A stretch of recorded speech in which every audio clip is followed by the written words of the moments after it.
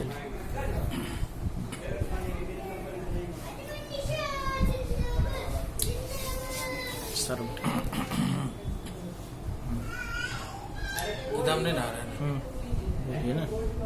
اللہ الرحمن الرحیم وبہ نستعین صلی اللہ علیہ وسلم۔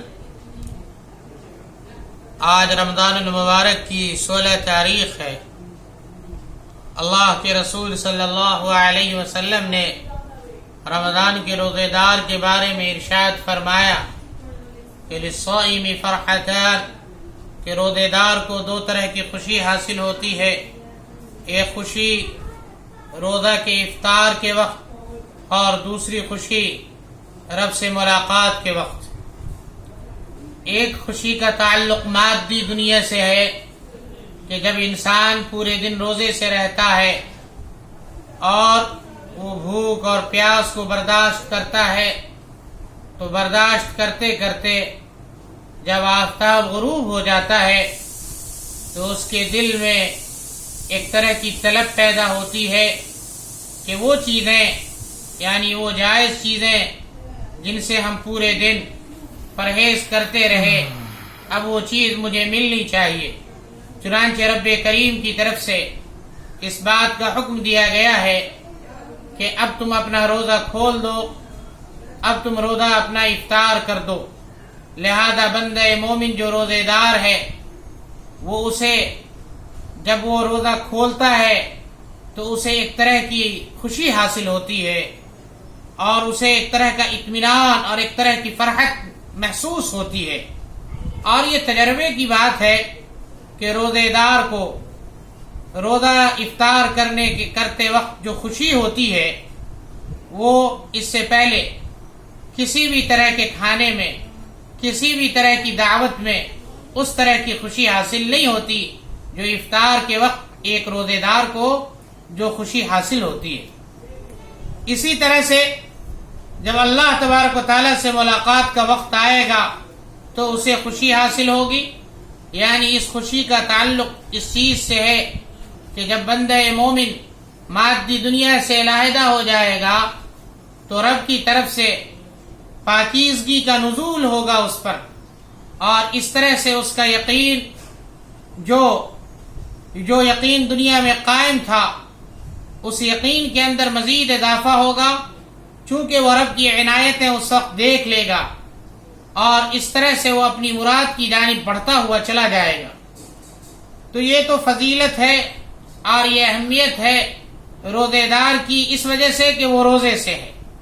اسی طرح سے اس ماہ مبارک کی ایک اہم عبادت اعتکاف ہے۔ اعتکاف وہ دراصل اخیر عشرے کا ہوا کرتا ہے کہ 20 تاریخ کو غروب آفتاب سے پہلے اعتکاف کی نیت سے مسجد میں جا کر قیام کر لیا جائے، اسے اعتکاف کہا جاتا ہے۔ اور جب تک شوال کا چاند نظر نہ آئے اس وقت تک مسجد سے باہر نہ آیا جائے۔ ہوتا یہ ہے کہ بندہ مومن جب روزہ رکھتا ہے تو روزے میں بھی وہ دراصل اللہ سے اپنی محبت کا اظہار کرتا ہے کہ چونکہ اس کا محبوب حقیقی اللہ تعالیٰ ہے، وہ یہ کہہ رہا ہے کہ کھانے پینے سے اعتراض کرو فلاں وقت سے لے کر فلاں وقت تک، لہذا اپنے رب محبوب کی محبوبیت کو بجا لاتے ہوئے وہ بھوک پیاس کی شدت کو برداشت کرتا ہے۔ اسی طرح سے ایک مرحلہ اس کی عبادت کا یہ آتا ہے کہ رب کریم اسے یہ کہتا ہے کہ اب تم روزہ رکھتے رہو اور میرے در پہ آ کے پڑے رہو اور دنیا کے تمام تر علائق اور تعلقات سے اپنے آپ کو محفوظ کر لو، میرے دربار میں آ کر پڑے رہو، رات و دن تم اللہ اللہ کرتے رہو اور تم مجھ سے محبت کا اظہار کرتے رہو، چنانچہ میں تمہیں نوازتا رہوں گا۔ بندہ مومن رب کی محبوبیت میں اپنے گھر بار اور کاروبار کو بھی چھوڑتے ہوئے وہ صرف اپنے رب کی رضا کے خاطر وہ مسجد کا رخ کرتا ہے اور مسجد میں جا کر مقیم ہو جاتا ہے۔ تو جب وہ مسجد میں مقیم ہو جاتا ہے تو روزے دار معتکف بندے کو اس وقت ایک طرح کا اطمینان قلبی حاصل ہوتا ہے، اس کا دل دنیا کی آلائش سے بالکل صاف ستھرا ہو جاتا ہے. اور اتنا ہی نہیں، جب اس کو اطمینان قلبی حاصل ہوتا ہے، جب دنیا کی آلائش سے اس کا دل صاف ستھرا ہو جاتا ہے، تو پھر وہ اپنے آپ کو پوری طرح سے عبادت کے لیے، طاعت کے لیے فارغ پاتا ہے. اور جب وہ طاعت کے لیے پوری طرح سے فارغ ہو جاتا ہے، ہر طرح کی گندگی سے پاک ہو جاتا ہے، تو گویا وہ اپنی اس عبادت کی وجہ سے وہ فرشتوں کے مشابہ ہو جاتا ہے، فرشتوں والی صفات کو اختیار کرنے والا ہو جاتا ہے. اور اتنا ہی نہیں، چونکہ روایت میں یہ کہا گیا ہے کہ شب قدر کو تم اخیر عشرے کی طاق راتوں میں ڈھونڈو، چنانچہ جب وہ مسجد میں رہتا ہے، مسجد میں اقامت پذیر ہوتا ہے، تو اسے شب قدر بھی مل جاتی ہے. اور جب شب قدر مل جاتی ہے تو شب قدر کی عبادت بھی قبول، شب قدر کی دعا بھی قبول. اسی طرح سے شب قدر میں اگر وہ سویا ہے تو وہ سونا بھی اس کا قبول، سب کچھ قبول. نتیجہ یہ ہوتا ہے کہ بندہ مومن گرچہ وہ 10 روز کا اعتکاف ہے، مگر وہ اپنی خوش نصیبی سے پورے سال کے گناہ معاف کروا لیتا ہے، پوری زندگی کے گناہ معاف کروا لیتا ہے، اور آئندہ کی زندگی کے لیے بھی نیکی کے فیصلے رب کریم سے وہ کروا لیتا ہے. تو گویا جو معتکف ہوتا ہے وہ ایک عام انسان نہیں ہے، بلکہ وہ خوش نصیب انسان ہے، اللہ کا خوش نصیب بندہ ہے. اور جسے یہ خوش نصیبی مل جائے، اس کے سامنے دنیا کی ساری دولت تو ہیچ ہے. حضرت سیدہ عائشہ رضی اللہ تعالی عنہ ارشاد فرماتی ہیں معتکف کے بارے میں کہ معتکف کے لیے مسنون یہ ہے کہ جب وہ اعتکاف کی حالت میں ہو تو وہ نہ مریض کی عیادت کرے، نہ وہ کسی جنازے میں شرکت کرے، نہ وہ اپنی بیوی سے تعلقات جو خصوصی ہوتے ہیں وہ قائم کرے، اور وہ بغیر کسی ضرورت کے وہ مسجد سے باہر نہ نکلے، الا یہ کہ اگر کوئی وہ ضرورت ہے، کسی بھی ضرورت کے خاطر وہ مسجد سے باہر نہ نکلے، الا اگر وہ ضرورت ہے جو انسانی ضرورت میں شامل ہے اور اس ضرورت کی تکمیل کا سامان مسجد کے دائرے میں حدود میں نہیں ہے،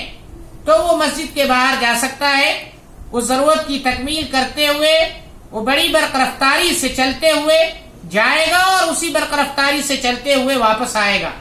راستے میں اگر کوئی آدمی اسے ٹوکے بھی، سلام بھی کرے، تو ان تمام تر چیزوں سے گریز کرتے ہوئے فوراً مسجد کی طرف آئے گا. اور اعتکاف کرے گا تو ظاہر سی بات ہے چونکہ روزہ رکھ رہا ہے تو اس کا اعتکاف روزے میں ہوگا. تو ایک روزہ خود ایک بڑی عبادت، اس میں اعتکاف نور علی نور. دوسری چیز یہ ہے کہ جب انسان اعتکاف میں رہتا ہے تو ایسی صورت میں وہ بال بچے کی محبت سے بھی دور رہتا ہے، اور مسجد میں رہنا گویا ایک طرح کی پابندی اپنے اوپر عائد کیے رہتا ہے. اس پابندی میں وہ 10 دن رہتا ہے تو کہیں نہ کہیں اس کے ذہن و دماغ پر کسی نہ کسی طرح سے مشقت کا بھی اثر ہوتا ہے، پریشانی کا بھی اثر ہوتا ہے، مگر پھر بھی وہ اللہ کی محبت میں اسے آسانی سے برداشت کر لیتا ہے. تو اس کا بھی اسے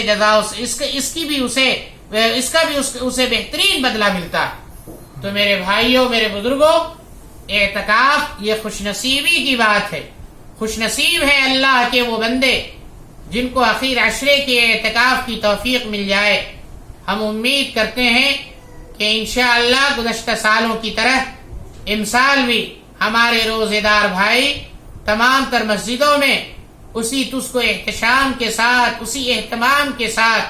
اسی خوشی کے اظہار کے ساتھ اعتکاف کریں گے جس طرح سے اس سے پہلے سالوں میں کرتے آئے ہیں. اللہ تبارک و تعالی ہمیں اور آپ کو عمل کی توفیق عنایت فرمائے. آمین. وآخر دعوانا الحمدللہ رب العالمین.